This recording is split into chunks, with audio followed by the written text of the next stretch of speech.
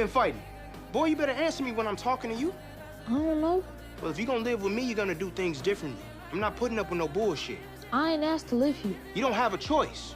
Devante's mother suddenly drove over to see Emmet. When Emmet greeted his son Devante, barely acknowledged him before quickly getting out of the car.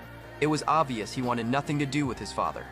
His mother told Emmet that Devante had been getting into trouble lately. In just 1 week, he had gotten into 3 different fights. He had even started taking money from home. She admitted that she didn't understand why her son had changed so much. Ever since leaving Chicago, he had become a completely different person. With Devante growing more difficult to control, she hoped he could stay on 63rd Street in Chicago and live with Emmet. Emmet understood that for a boy growing up, no one could truly replace a father. But things weren't that simple. Devante had no interest in talking to him. When Emmet asked why he kept getting into fights, Devante simply claimed that he didn't know. That answer immediately changed Emmet's tone. He told Devante directly that if he was going to live under his roof, he would have to follow his rules. But Devante wasn't willing to accept that. Neither was Emmet willing to back down. He enrolled him in a new school and made it clear that there could be no more trouble. This wasn't the place he came from. No one was going to keep letting things slide. But what Emmet didn't expect was that Devante would get into trouble on his very first day of school. Look, it doesn't matter what anyone says to you. You don't have the right to put your hands on him. He was gonna hit me. Then you tell the teacher. Oh, don't teach him. Be a snitch, Keisha. Devante still didn't believe he had done anything wrong. In his mind, if someone came after him, he had every right to fight back. Emmet was beginning to feel frustrated. He kept telling Devante that not every problem could be solved with his fists, but Devante refused to listen. Watching his son remain so stubborn, Emmet finally realized that getting him back on the right path would be much harder than he had imagined.